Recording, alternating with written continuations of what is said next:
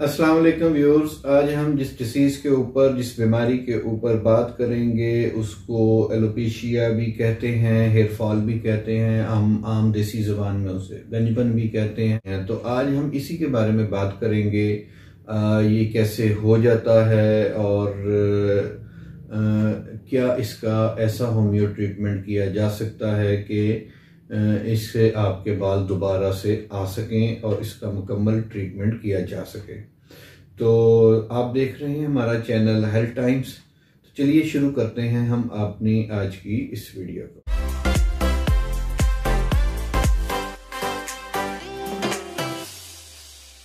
तो हम आज बात कर रहे हैं एलोपेशिया के बारे में या हेयर फॉल के बारे में। ये एक ऐसा मर्ज है जिसके अंदर बाल जो उनसे हैं वो गिरने शुरू हो जाते हैं और ये आमतौर पे एक सर्कल की सूरत में इसमें बाल जो उनसे हैं वो झड़ जाते हैं। बाज़ लोगों को ये फ्रंट पे होता है, बाज़ लोगों को बैक पे होता है, इधर ऊपर वाली साइड पे, और बाज़ लोगों को बैक वाली साइड के ऊपर भी होता है। बाज़ औक़ात ऐसा होता है इसके अंदर कि इसमें छोटे छोटे 2 स्पॉट आ जाते हैं, 3 आ जाते हैं, या एक ही बड़ा स्पॉट बन जाता है। बाज़ लोगों को ये फ्रंट के ऊपर होता है। तो ऐसे लोग जिनको ये होता है, असल में ये एक ऑटोइम्यून डिसीज़ है। और ऑटोइम्यून डिसीज़ का क्या मतलब है कि जब हमारा ऑटोइम्यून सिस्टम, हमारा क़ुव्वत मुदाफ़ियत कमज़ोर पड़ने लग जाता है तो फिर बीमारियों से लड़ने की जो हमारी बॉडी के अंदर ताकत होती है वो दिन ब दिन कम होनी शुरू हो जाती है। और इसी के कम होने की वजह से इस मर्ज के अंदर इजाफा होना शुरू हो जाता है। तो इस ऑटो इम्यून डिसीज के अंदर होता क्या है कि जो हमारे अच्छे सेल्स होते हैं जो कि बैक्टीरिया के साथ लड़ते हैं और हमारी हिफाजत करते हैं, वो जौन सा है उनकी जौन सी पावर होती है वो कम हो जाती है। और इसके अलावा जो दूसरा काम होता है वो ये होता है कि उन्हें, जैसे हमारी सोसाइटी में कुछ लोग होते हैं जिन्हें अच्छे बुरे की शिनाख्त नहीं होती, वो वाली कंडीशन उस टाइम उन सेल्स की बन जाती है कि उन्हें अच्छे सेल्स का और बैक्टीरियाज का जिनका ना होना हमारी बॉडी में ज़रूरी है उसकी शिनाख्त कम हो जाती है। तो आपको समझ आ ही गई होगी कि इस ऑटोइम्यून डिसीज के अंदर चूंकि शिनाख्त ख़त्म हो जाती है, अच्छे सेल की ये जो सा डिफरेंस है इसको करने से कासर हो जाता है। तो फिर ये हमारे जो गुड सेल्स होते हैं उसके ऊपर हमला आवर हो जाते हैं, ये उसको ख़त्म करना शुरू कर देते हैं। इसी तरह जो ये हमारे हेयर फॉलिकल्स होते हैं हमारे हेड के अंदर, यहाँ पे जो हमारे सेल्स होते हैं ये उनसे खुद ब खुद जाके लड़ना शुरू हो जाते हैं और उनको मुकम्मल डिस्ट्रॉय कर देते हैं। और उस डिस्ट्रॉय करने से फिर ये होता है कि वहाँ से बाल जो उनसे हैं वो झड़ना शुरू हो जाते हैं, गिरना शुरू हो जाते हैं। कि जब ये फॉलिकल को डेड कर देता है तो फिर ये गंजपन की सूरत इख्तियार करना शुरू कर देता है। तो फिर ये होता वही है जैसे मैंने आपको बताया कि ये एक रिंग की सूरत के अंदर जो सा है आपके बालों को झाड़ना शुरू कर देता है। और ये अगर पीछे होगा तो ये रिंग की सूरत में होगा, ऊपर होगा। बाज़ औक़ात ऐसा होता है कि ये ऐसे पेशेंट भी देखने में मिले हैं कि जिनका पूरा सिर साफ होता है, कंप्लीट हेड उनका साफ होता है। नॉर्मली देखने में ये आया है कि ये एलोपेशिया का मर्ज जो सा है ये उन लोगों के अंदर होता है जो जेनेटिकली प्रॉब्लम है। आप समझ लें कि उनकी फैमिली हिस्ट्री में आप देख लें, उनकी मदर को भी होगा या उनके फादर को होगा, ग्रैंडफादर को होगा, यानी कि उनकी फैमिली हिस्ट्री के अंदर आपको ये मिलेगा। तो ये आगे अगली नस्ल के अंदर जो सा है आ जाता है। इसके अलावा जो इसकी एक दूसरे आप देखेंगे कि बाज़ औक़ात ऐसे होता है कि कुछ ट्विंस होते हैं, तो उनमें से अगर किसी एक को ये मर्ज हो जाए तो 40-50%, बाज़ औक़ात 60% आप समझ लें चांसेस होते हैं कि उसके दूसरे ट्विन को भी, भाई को या बहन को जो सा है एलोपेशिया का प्रॉब्लम हो जाए। लेकिन इसके अलावा जो एक वजह है जिसको मैं बहुत ज़्यादा इम्पोर्टेंस देता हूँ कि जिसकी वजह से इसका सबसे ज़्यादा मसला होता है वो है टेंशन का, स्ट्रेस का। ऐसी जहनी उलझने, ऐसी जहनी दबाव जिसको आप बहुत ज़्यादा सोचते हो, जो आपको डिप्रेस कर दे, जिसकी वजह से आप एंजाइटी का शिकार हो जाएं या स्ट्रेस का शिकार हो जाएं, तो उसकी वजह से भी आपको एलोपेशिया का मर्ज होगा और हमने ऐसा न सिर्फ पढ़ा है बल्कि हमारी रूटीन प्रैक्टिस के अंदर भी देखने में आया है कि ऐसे लोग जिनको टेंशन का या स्ट्रेस का प्रॉब्लम हो उनको भी जो सा है ये मर्ज हो जाता है। तो अभी हम बात कर रहे थे कि ये क्या होता है, एलोपेशिया क्या होता है, और दूसरी बात ये कर रहे थे कि ये किन लोगों को होता है। तो ये दो बातें हमने डिस्कस की, यानी कि आपने इसको अंडरस्टैंड कर लिया होगा कि ये एलोपेशिया जो सा है ये एक बाल झड़ने की एक बीमारी है जो कि जेनेटिकली तौर पर भी हो सकती है, टेंशन की वजह से भी हो सकती है, आपको के ट्विन की वजह से भी हो सकती है, और इसमें सर्कल की सूरत में बाल झड़ते हैं।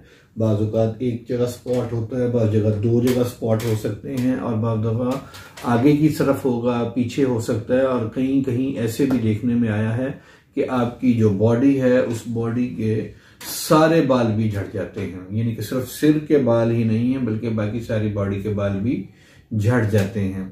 ऐसे भी केसेस देखने के अंदर आते हैं। नॉर्मली जैसे डॉक्टर्स हैं, वकील हैं, या प्रोफेसर्स हैं, या और कोई ऐसा बंदा है जिसका सोचने का बहुत ज़्यादा काम है, वो लोग इसका शिकार हो जाते हैं, या डिप्रेशन की वजह से, टेंशन की वजह से भी आप इसका शिकार हो सकते हैं।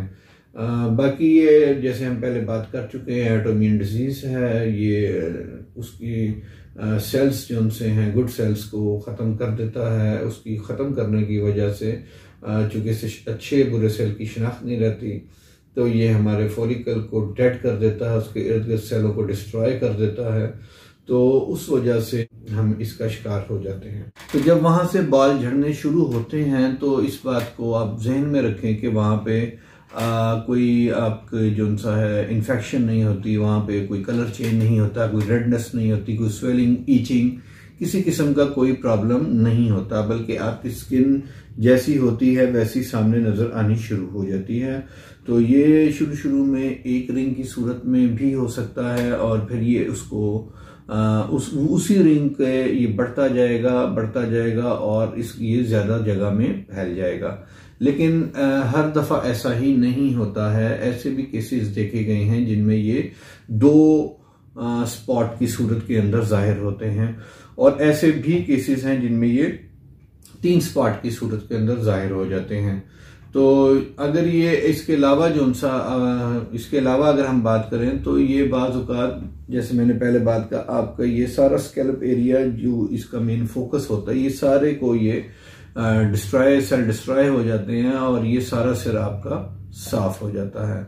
लेकिन बाज़ मरीज ऐसे होते हैं जिनकी पूरी बॉडी के जो उनसे बाल हैं वो झड़ जाते हैं।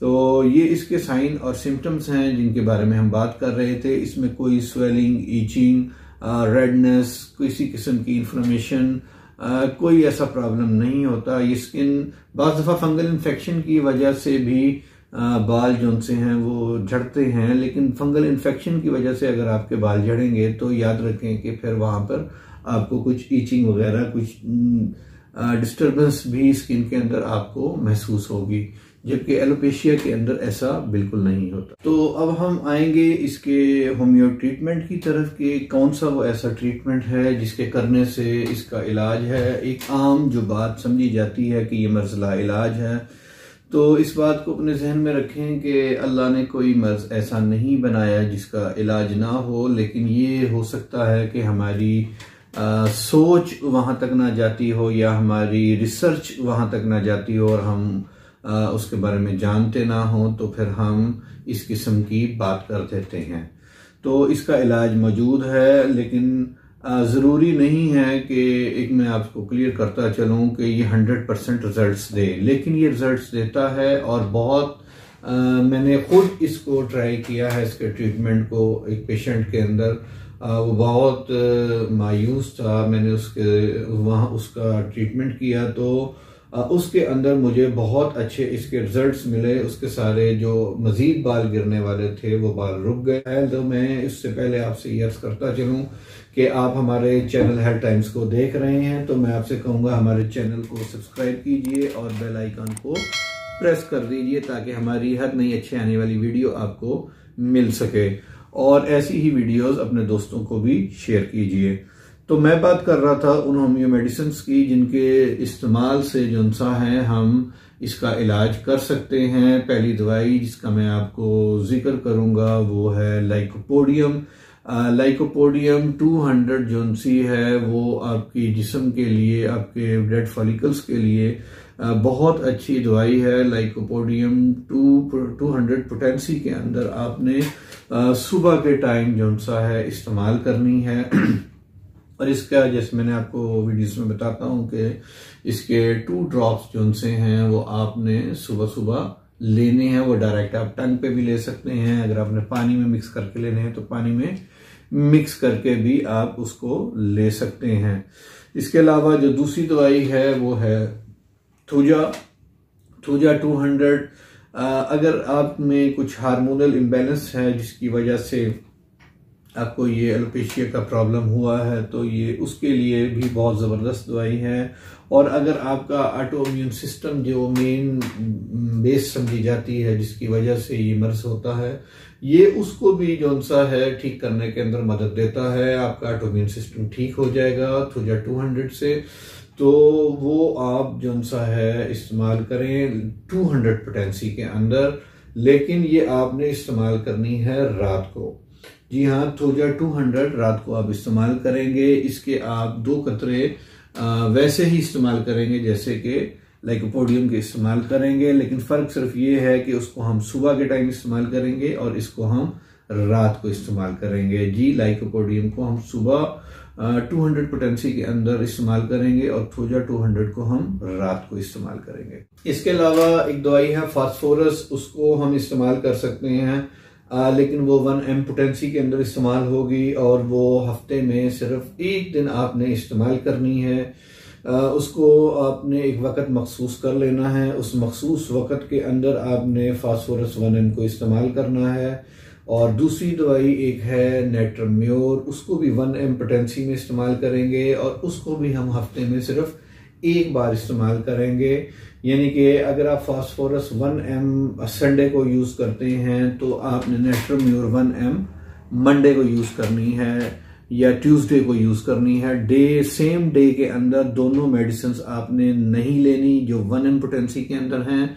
इनके आपने डेज को अलग अलग बांटना है और इनको आपने तब इस्तेमाल करना है। लेकिन इसके अंदर एक बात मैं आपको फिर जैसे मैं कहता हूं मैं बताता चलूं कि ये जो मैं आपको अद्वियात मेडिसिन बता रहा हूँ, लाइकोपोडियम हो, थूजा हो या ये जिनका मैं अब आपके साथ जिक्र कर रहा हूँ, ये मेडिसिन हो, इनको आप जो सा है डॉक्टर से कंसल्ट करके इस्तेमाल करें, अपने फिजिशियन से कंसल्ट करके इस्तेमाल करें। मुमकिन है आप में वो सिम्टम ही ना हो कि आपको ये इस्तेमाल करना पड़े। और होम्योपैथिक एक सिम्टम्स को बहुत ज्यादा इंपॉर्टेंस देता है। सिम्टम्स को हम नजरअंदाज नहीं कर सकते, तो हमें ये देखना है कि आपको जो ये एलोपेशिया का मर्ज है ये किस वजह से है। को हार्मोनल इम्बैलेंस की वजह से है, ऑटोइम्यून डिजीज की वजह से है, जेनेटिकली है, टेंशन, स्ट्रेस, डिप्रेशन की वजह से है या किसी और वजह से आपको ये प्रॉब्लम है। तो इन सारी चीजों को सामने रख के फिर आपके लिए दवाई तजवीज की जाएगी। तो ये मैं आपको एक जनरल इंफॉर्मेशन के तौर पे बता रहा हूँ कि ये दवाइयों को हम इस तरतीब से भी इस्तेमाल करते हैं। तो ये बड़ी जबरदस्त कारगर होती है। नेट्रम्योर फास्फोरस 1 mg के अंदर हम इस्तेमाल करते हैं, लेकिन सेम डे में आपने इसको बिल्कुल इस्तेमाल नहीं करना है। इसी तरह थूजा को आपने रात को सिर्फ इस्तेमाल करना है और लाइकोपोडियम को आपने सिर्फ अर्ली मॉर्निंग में 1 बार इस्तेमाल करना है। दिन में 1 दफा वो इस्तेमाल करना है और 1 दफा ये इस्तेमाल करना है। इसके अलावा कुछ मदर टिंचर्स हैं, उनको आपने इस्तेमाल करना है। मैं बताता हूँ आपको कौन कौन सा मदर टिंचर इसके लिए चाहिए जो आपके लिए बहुत जबरदस्त और कारगर है। लेकिन उसके साथ साथ मैं आपको ये बताता चलूं कि हम एक ऑयल है जो होम्यो मेडिसिन से बनाया जाता है, उस ऑयल को हम बनाते हैं और उसको दिन में 2 बार लगाने से जो सा है आपको हैरत अंगेज नताइज देखने को मिलते हैं। अगर आपको ऑयल चाहिए हो तो आप उसके लिए भी हमारे से कांटेक्ट कर सकते हैं और अगर नहीं चाहिए तो भी कोई प्रॉब्लम की बात नहीं है। आप ये आपको कौन सी दवाई सूट करती है आप हमें बताएं, हम आपको उसके लिए दवाई सजेस्ट करेंगे, मेडिसिन सजेस्ट करेंगे कि आपको ये मेडिसिन लेनी चाहिए, आप उसको इस्तेमाल करें, आपको इंशाल्लाह ज़रूर फ़ायदा होगा। और अगर आपको वो ऑयल चाहिए तो वो ऑयल आपको वो भी मिल जाएगा। तो अब हम मदर टिंचर्स की कुछ बात कर लेते हैं। तो इसमें एक जबरुंडी जोनसा है, मदर टिंचर है, बड़ा शहर आफाक, बड़ी इसकी शोहरत है, बहुत ज़बरदस्त ये जोनसा है, हेयर फॉल के अंदर इस्तेमाल होता है। इसको आप इस्तेमाल कर सकते हैं, इसका यकीनन बहुत ज़बरदस्त फ़ायदे हैं हेयर फॉल के अंदर। और इसके साथ जो सी हम दूसरी आपको मेडिसिन बताएंगे मदर टिंचर के अंदर, वो है वेस्टबेडन। वेस्टबेडन जो सी है वो भी हेयर फॉल की बड़ी एक चोटी की दवाई मानी जाती है, उसको इस्तेमाल किया जाता है। इसके अलावा जो सी है तीसरी दवाई जो सी मैं आपको बताऊंगा वो थोजा है, मदर टिंचर के अंदर है, उसको इस्तेमाल किया जा सकता है। उसके भी बड़े ज़बरदस्त जो से हैं वो रिज़ल्ट हैं जो देखने में मिलते हैं। च्यूनेंथस है एक दवाई मदर टिंचर फॉर्म के अंदर, आप उसको इस्तेमाल करें तो उसके भी आपको बहुत ज़बरदस्त नताइज देखने में मिलेंगे। तो मैंने आपको ये 4 मदर टिंचर्स भी इस सिलसिले में आपको बताए हैं, कैसे इस्तेमाल करने हैं, कितने इस्तेमाल करने हैं, कब इस्तेमाल करने हैं। ये आपकी सिम्टम्स पे डिपेंड करता है, आपके बीमारी पे डिपेंड करता है। आपको थोड़ा प्रॉब्लम है या ज़्यादा प्रॉब्लम है, ये देखें ऐसा तो मुमकिन ही नहीं है कि एक आदमी को इतना सा स्पॉट है और एक आदमी का पूरा स्कैल्प फारिग हो चुका हुआ है, वो गंजा है मुकम्मल, तो दोनों को एक ही दवाई हम दें तो दोनों के लिए एक ही दवाई एक ही वक्त में कैसे कारगर हो सकती है। तो डिपेंड करता है कि आपकी सिचुएशन क्या है, उस सिचुएशन के मुताबिक जो सा है हम इस दवाई को सजेस्ट करेंगे। इसके साथ साथ मैंने आपको बताया कि ऑयल है उसको इस्तेमाल करेंगे। उसके अलावा जो सा है कुछ मेडिसिन्स हैं हफ्ते में एक बार लेनी है, कोई एक सुबह की है, कोई रात की है, ये मदर टिंचर्स हैं, ये बहुत सारी अद्वियात हैं। तो देखना ये है कि आपको कौन सी दवाई सूट करेगी। तो आप ये हमारा अभी वीडियो देख रहे हैं, तो अगर आप हमारे से रब्ता करेंगे तो उसकी कोई फीस नहीं है, हम आपको फ्री ऑफ कॉस्ट गाइड करेंगे कि आपके लिए कौन सी मेडिसिन सूट करती है। तो इसी के साथ ही बस अब आपसे इजाज़त चाहेंगे। अल्लाह।